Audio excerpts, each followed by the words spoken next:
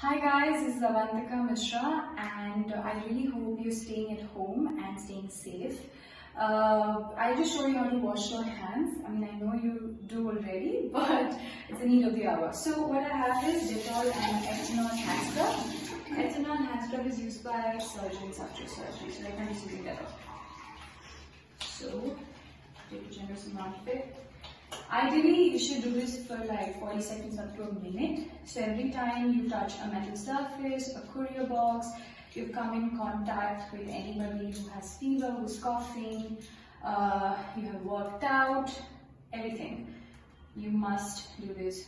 Especially the nails, focus on the nails because got a lot of bacteria hiding in there, so get those bad boys out. And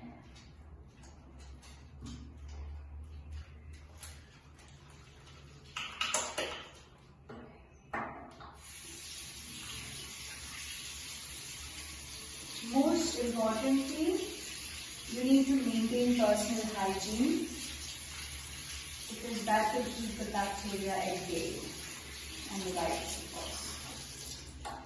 So yeah, that's how you do it, and I really hope you're staying at home and help each other by